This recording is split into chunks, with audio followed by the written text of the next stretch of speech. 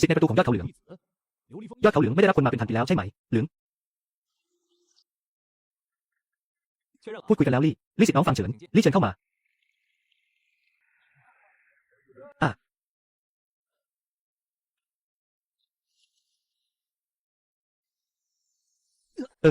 พลังวิญญาณรุนแรงอะไรอย่างนี้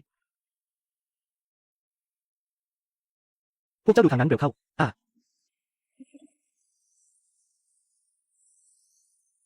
เขากลับดูดซับพลังวิญญาณเองโดยไม่รู้ตัวไม่กลัวตายแล้วหรือไงเหนื่อยจนแทบขาดใจ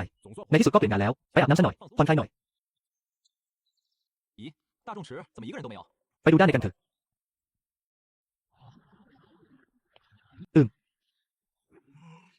หัวหน้ากลุ่มอ้วนเกิดอะไรขึ้นนี่ไอ้คนนี้ชื่อฟางเฉินอยู่ในระดับประกาศ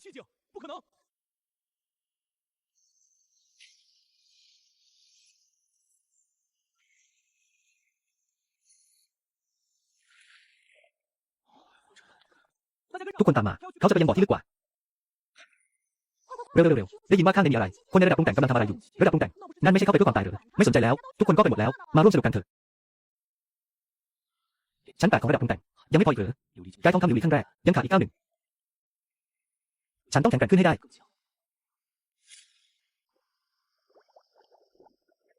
ขาดอีก9เดียว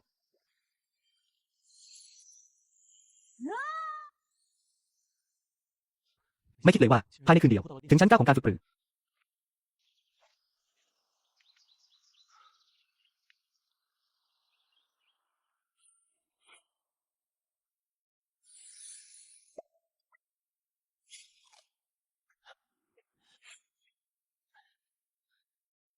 ฤทธิ์ของยาแรงมากตอนนี้เป็นเวลาที่ดีที่สุดในการฝึกดาบแล้ว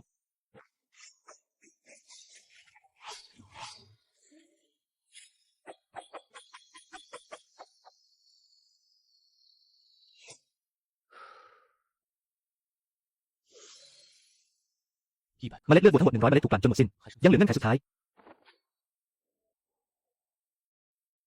อาจารย์ที่เคารพสิทธิ์ได้ทำเงื่อนไข2ข้อแรกเสร็จแล้วบินเสร็จแล้วเร็วกว่าที่คาดไว้สิทธิ์ไม่กล้าช้าเงื่อนไขที่3ถ้ำบ้า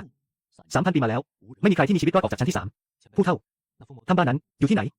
ทำไมถึงไม่มีใครรอดชีวิตมาเป็นเวลา 3,000 ปีลึกเข้าไปในหุบเขาก้องคือทางเข้าสู่อุโมงค์บ้าส่วนเหตุผลที่ไม่มีใครรอดชีวิตเมื่อคุณเข้าไปแล้วคุณจะเข้าใจเองถ้าคุณสามารถกลับมาได้ฉันจะรับคุณเป็นศิษย์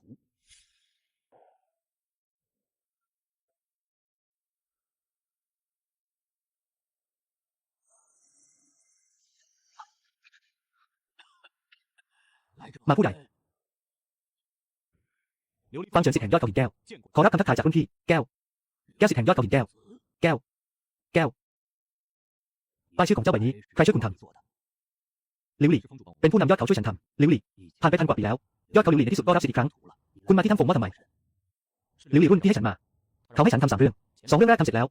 เรื่องที่3ภายใน3 เดือนบุกเข้าไปยังชั้นที่3ของถ้ำบ้าภายใน3 เดือนต้องไปถึงชั้นที่3ตั้งแต่โบราณจนถึงปัจจุบันไม่มีใครทำได้ตอนนี้เวทมนต์ในถ้ำได้ควบคุมไม่ได้แล้วอันตรายมากกว่าที่เคยฉันไม่กลัวอันตรายถ้าไม่ไหวก็อย่าไปฝืนไม่มีอะไรสำคัญกว่าชีวิตของตัวเองขอบคุณที่เตือนนะครับ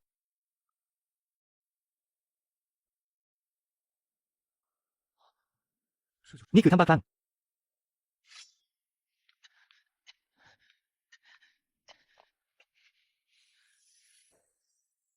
พลังแท้ถูกกักขังโชคดีที่ได้ฝึกปราณทองคำ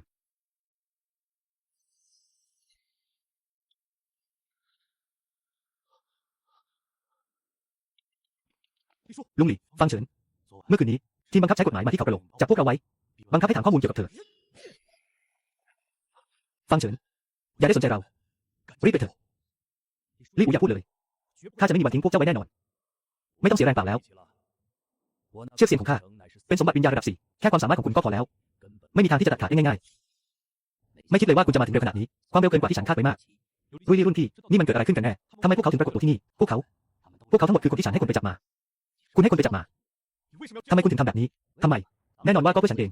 เมื่อปีที่แล้วฉันซ่อมดาบกระจกแล้วเกิดปัญหาฐานรากเสียหายพลังฝึกหยุดอยู่ที่ระดับหยุนหยางไม่สามารถพัฒนาได้ศิษย์น้องของข้าตอนนี้ทุกคนบรรลุขั้นปรินิพพานแล้วพรสวรรค์ของฉันดีกว่าพวกเขาแต่ยังอยู่ในขั้นหยุนหยางฉันอายุเกือบ 2,000 ปีแล้วอายุไขกำลังจะหมดลงฉันไม่ยอมแพ้ตอนนี้ฟ้าส่งเธอมาให้ฉันแล้วร่างศักดิ์สิทธิ์แห่งการต่อสู้ฮ่าแค่ยึดร่างของคุณฉันก็สามารถบินสูงได้ทั้งโลกจะสะเทือนคุณไม่บอกเลยว่าชะตาชีวิตของฉันมีช่องโหว่ฉันมีอายุไม่ถึง3 ปีถึงคุณจะยึดร่างของฉัน ก็ไม่สามารถเปลี่ยนแปลงความจริงนี้ได้วงจรชีวิตมีช่องโหว่นั่นคือสิ่งที่ฉันหลอกเธอให้เธอฝึกฝนร่างทองเพื่อให้ร่างกายสามารถรองรับจิตวิญญาณของฉันให้เธอกินดอกบัวเลือดเพื่อเพิ่มพลังเลือดสะดวกสำหรับฉันในการแย่งชิงร่างทุกอย่างเป็นการจัดการของฉันหลิวหลี่ลุงคุณทำแบบนี้ไม่กลัวถูกลงโทษจากสวรรค์เหรอฮ่าฮ่าการลงโทษจากสวรรค์อยู่ที่ไหนผู้ฝึกฝนเซียนย่อมต้องเดินทางขัดแย้งกับฟ้าฉันไม่เชื่อในสิ่งที่เรียกว่าฟ้าฉันเชื่อในตัวเองเท่านั้น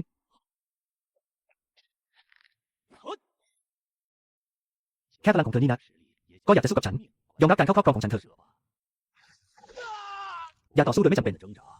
ยอมรับการพิพากษาของโชคชะตาเถอะรวมเป็นหนึ่งเดียวกับฉันเราจะกลายเป็นคนที่แข็งแกร่งที่สุดในโลกนี้ที่แข็งแกร่งที่สุดหลิวหลี่คุณไม่มีทางประสบความสำเร็จ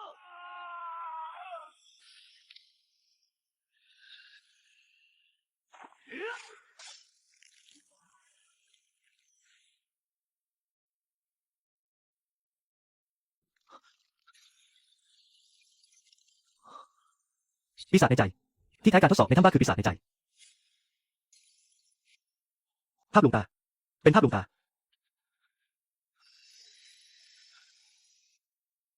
เขาสเปซซิ่งผ่านชั้นแรกได้เลยขนาดนี้แล้วก็ผ่านไปได้แล้ว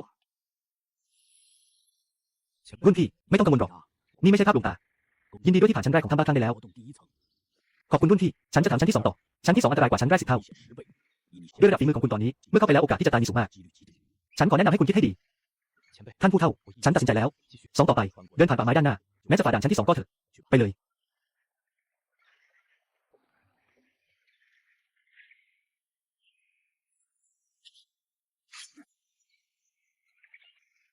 ภาพลวงตาแน่นอนว่ายังเป็นภาพลวงตาอยู่ดี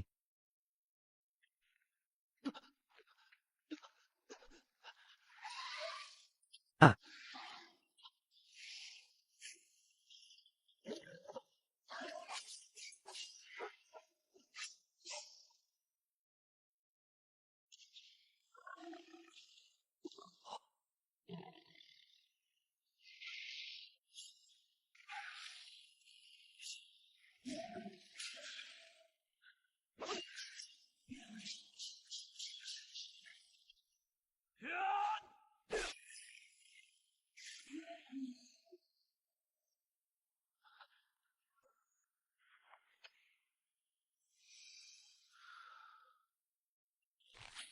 อะไรนะ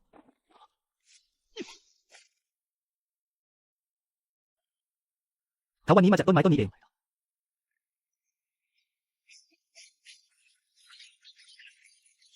กลับไปกิ่งก้านไม่สิ้นสุดตัดออกก็จะงอกขึ้นมาใหม่รากฐานคือลำต้นต้องโจมตีที่ลำต้นเท่านั้นจะได้แก้ปัญหาได้ถาวร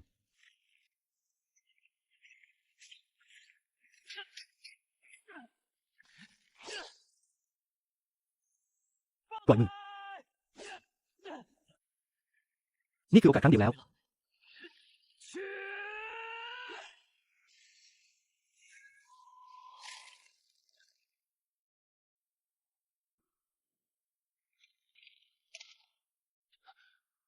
ยก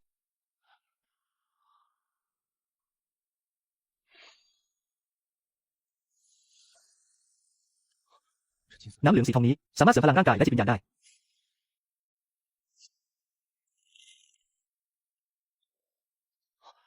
ในต้นไม้มีบางสิ่ง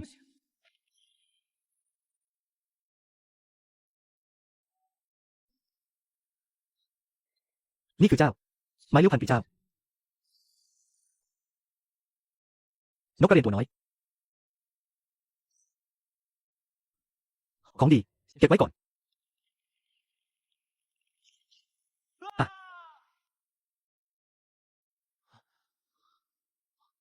นี่ที่ไหน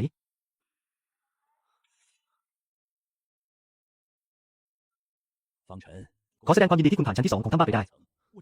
ผ่านชั้นที่2แล้วเหรอใช่รุ่นพี่ทางเข้าชั้นที่3อยู่ที่ไหนฉันจะเข้าไป3,000 ปีก่อนถ้ำบ้าคลั่งเกิดปัญหาชั้นที่3ผู้ที่ล้มเหลวในการผ่านด่านมีเพียงเส้นทางเส้นทางเดียวเข้าไปแล้วต้องฝ่าฝืนเข้าไปถึงจะออกมาได้ฉันเข้าใจแล้วฉันจะเข้าไปโอเคถ้าเธอตัดสินใจแล้ว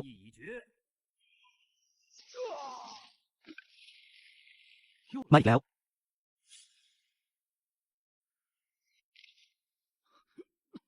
รุ่นพี่เธอไม่เป็นไรใช่ไหมไม่ได้ถนนเส้นนี้ไปถึงที่สุดก็จะผ่านด่านที่3ง่ายขนาดนี้เหรอ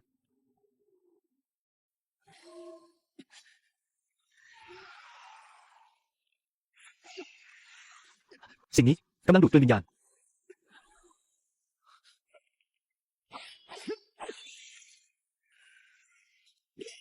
รุ่นพี่คุณตรงไปตรงดาบในมือของคุณถูกผนึกด้วยประมาณ10,000 นัดแล้วไม่สามารถสัมผัสพลังวิญญาณของกระบี่เสียลอยได้แล้วนี่เป็นครั้งแรกที่เจอสถานการณ์แบบนี้การเคลื่อนไหวที่รวดเร็วมากมองไม่เห็นเลย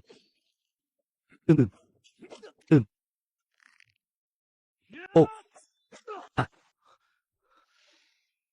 เหมือนฉันมองเห็นการเคลื่อนไหวของเขาชัดเจนขึ้นแล้ว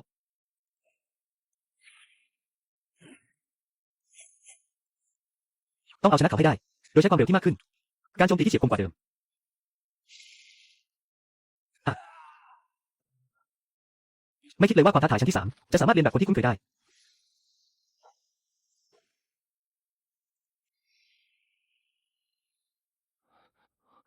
นี่คือ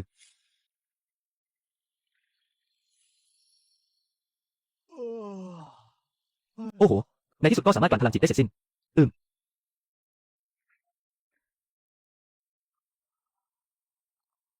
อ่ะนี่คือใบไม้9 ชิ้นเงื่อนไขที่3ที่อาจารย์สั่งไว้ก็คือสิ่งนี้ที่3ได้รับยาจิตใจดาบ9 ใบ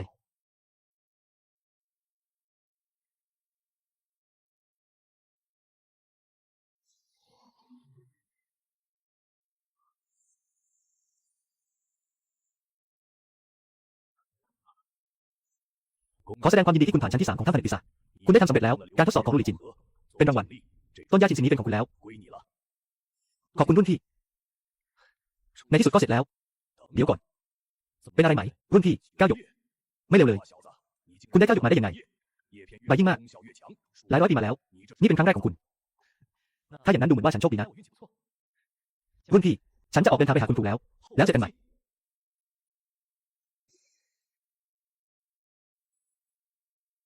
อ่ะเกิดอะไรขึ้นทำไมช่องทางส่งจึงสั่นอ่ะ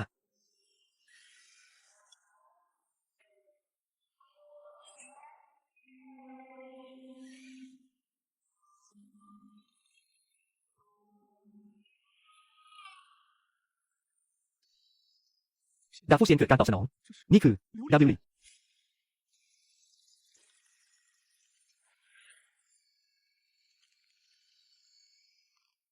วางมือบนแท่นหินหลับตาลองดูว่ามีอะไรให้รู้สึกบ้างไหม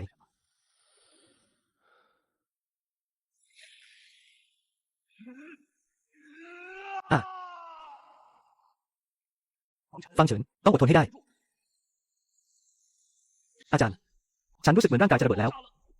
ฟังเฉินอดทนไว้ถ้าสามารถผ่านไปได้คุณก็มีโอกาสที่จะสร้างพื้นฐานแห่งสวรรค์อ่ะ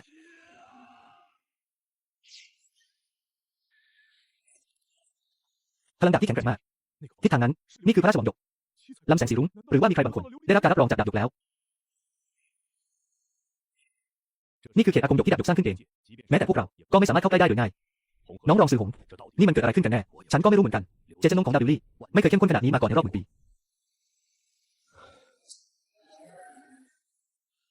เธอทำได้แล้วลิลลี่เจ้าได้ยอมรับเธอแล้ว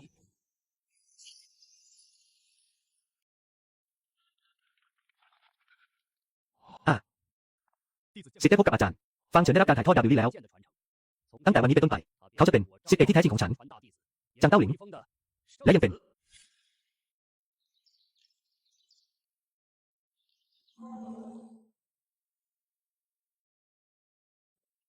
พระบุตรแห่งลิลลี่ฟงเริ่มแล้ว2ไปกันเถอะเซิ่งหยุนไม่มีรากวิญญาณจะมาทำอะไรให้วุ่นวาย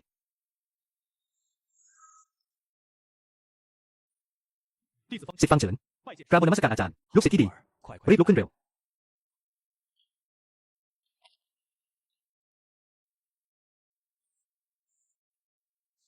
ไม่ผิดหวังเลยที่เป็นศิษย์ของฉันใส่ชุดนี้แล้วดูมีชีวิตชีวาจริงวันนี้ที่ยอดเขาหลินลี่ขอประกาศอย่างเป็นทางการว่าฟังเฉินเป็นเซนของหลินลี่ฮ่าฮ่าฮ่าขอแสดงความยินดีเซนของหลินลี่กลับไปบอกศิษย์ในสำนักทันทีตอนนี้ฟังเฉินเป็นเซียนศักดิ์สิทธิ์แห่งลิโลอยู่ในระดับเดียวกับเจ้าแห่ง7 ยอดเขาใครกล้ารบกวนเขาผลที่ตามมาจะต้องรับผิดชอบเองเจ้าแห่งลิโลรับสิทธิ์แล้วฟังเฉินที่ไม่มีรากวิญญาณกลับกลายเป็นเซียนศักดิ์สิทธิ์แห่งลิโลได้อย่างไรไม่มีรากวิญญาณกลับได้รับการยอมรับจากดาวลิลลี่คนที่ได้รับการมองเห็นจากเจ้าลิลลี่แน่นอนว่าไม่ใช่คนธรรมดา คุณได้รับลิลลี่มาไหมถึงแม้ว่ายังต้องจัดระเบียบแต่ฉันรู้สึกได้ว่ามรดกเหล่านี้มากกว่าที่ใครจะได้รับดีมากลิลลี่เฟิงรอคอยวันนี้เรามาเป็นหมื่นปี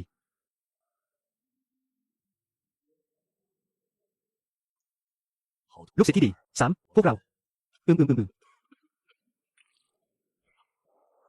อาจารย์ท่านเป็นอะไร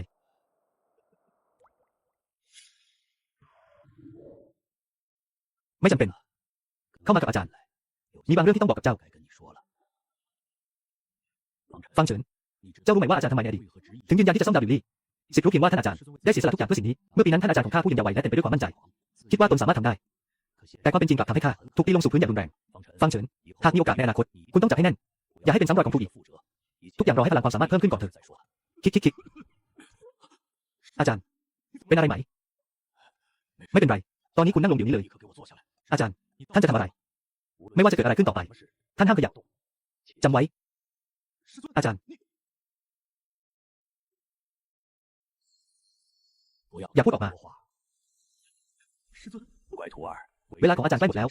แม้จะไม่ถ่ายทอดวิชาให้คุณก็ยังจะจับไปอยู่ดีให้ฉันช่วยคุณสุดท้ายครั้งหนึ่งเถอะ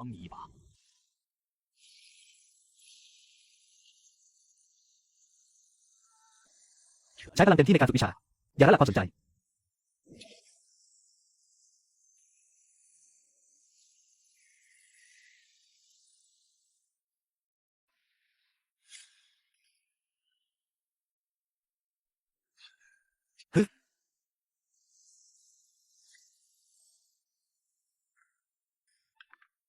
อาจารย์ทำไมท่านถึงทำแบบนี้เอาอำนาจกลับไปเถอะฉันไม่เอา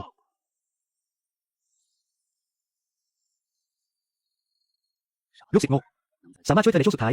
อาจารย์ดีใจมากเส้นทางสวรรค์สร้างพื้นฐานต้องเข้าไปในเขตลับยุคโบราณแผ่นหยกบนพื้นคือคำสั่งสงสารหากมันพี่น้องจะมาถึงเอง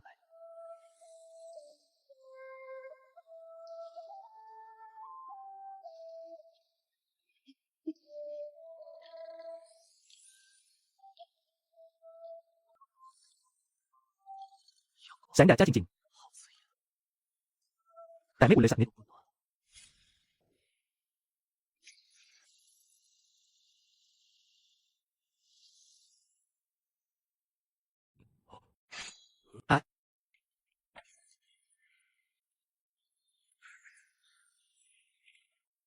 ฟังเฉินเป็นอะไรไปอาจารย์ของคุณล่ะอาจารย์ของฉันเมื่อวันตอนที่เราออกจากที่นี่อาจารย์ใหญ่ยังโอเคดีอยู่อาจารย์ให้ฉันถ่ายทอดวิชาเผาผลาญชีวิตสุดท้ายของเขานี่คือสิ่งที่อาจารย์ทิ้งไว้ให้ที่อาจารย์เขาพูดในตำรายาวกว่าเวลาของตัวเองใกล้หมดแล้วสุดท้ายได้ถ่ายทอดวิชาชีพทั้งชีวิตให้กับฟังเฉินท่านอาจารย์ทุกท่านเป็นความผิดของฉันเป็นฉันที่ทำให้ท่านอาจารย์ต้องทุกข์ใจฟังเฉินคุณไม่ต้องรู้สึกผิดอาจารย์ของคุณมีอายุขัยใกล้หมดแล้วในช่วงสุดท้ายของชีวิตเขาเลือกที่จะช่วยเหลือคุณต้องไม่ทำให้ความหวังของเขาผิดหวังเรื่องของอาจารย์ของคุณกับเอสไม่เกี่ยวข้องกับคุณลุกขึ้นสู้เถอะเรื่องของเขตลับแห่งยุคโบราณพวกเราจะหาวิธีฉันจะไม่ปล่อยให้อาจารย์ของฉันเสียสละโดยเปล่าประโยชน์ยอดเขาหลิวลี่ชื่อจินอาจารย์เดินทางปลอดภัยเขตลับเทียนหลวงเหลือเวลาอีกมากกว่า1 เดือนจะปิดหลังจากวัน7ฉันจะมาหาเธอหลุมศพอาจารย์คุณบอกว่าคุณยังเด็กและบ้าบิ่นหลุมศพของมนุษย์จริงๆแล้วสิคิดว่าคุณแค่ต้องการให้ยอดเขาหลิวลี่ดีขึ้นเด็กคนนี้ฉันรับมาแล้วให้ลดไหล่และข้อศอกลง3 ส่วนอาจารย์พูดไปกี่ครั้งแล้วให้ฉันช่วยคุณสุดท้ายครั้งหนึ่งอาจารย์อย่าหลุมฝังศพของคนจริงลีจินหลักฐาน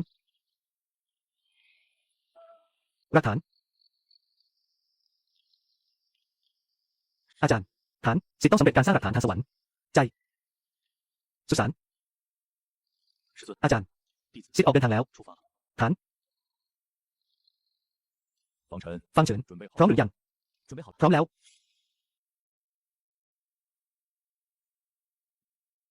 ฟังเฉินหลังจากที่อาจารย์ของคุณจากไปใน7 วันข้าพเจ้าและผู้แข็งแกร่งในสำนักได้วางแผนที่สมบูรณ์แบบสำหรับคุณ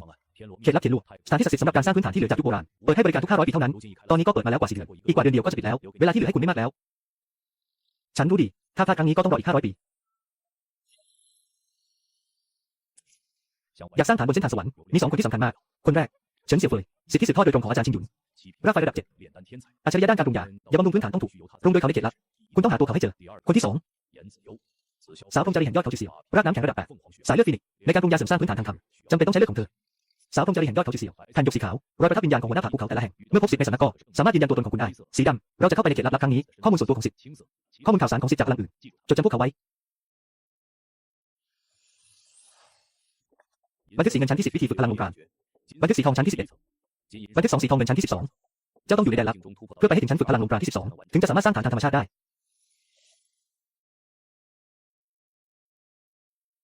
อาจารย์ของคุณได้ฝากทุกอย่างไว้ที่คุณแล้วอย่าทำให้เขาผิดหวังเลยสิทธิ์จะไม่มีวันทำให้ผิดหวังหญิงสาวผู้ศักดิ์สิทธิ์จิ๋วเสียวแท้จริงตั้งแต่ตอนนั้นก็เริ่มขึ้นแล้ว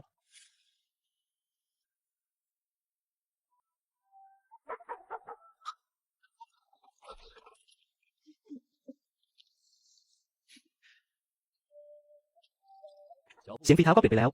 องค์เทพบุตรมาอยู่แล้วฉันไม่ได้เตรียมชาไว้ต้อนรับนะรีบลงไปเถอะเกมนี้นายแท้แน่นอนฮึลี่อูหยุนข้าจะไปแล้วคราวนี้จะไปยังแดนลับเทลูไม่รู้ว่าจะนานเท่าไหร่ไปเถอะอย่าทิ้งหน้าตาของหลุยนะฮ่าฮ่าจะไม่มีทางทิ้งหน้าตาลุงหลุยแน่นอนฮึไอเด็กน้อยอย่าทำตัวแยกข้างนอกนะรอฉันกลับมานะ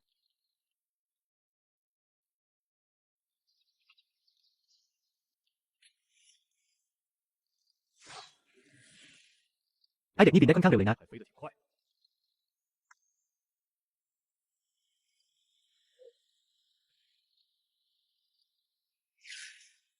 เขตลับฟ้าจะเปิดขึ้นในไม่ช้า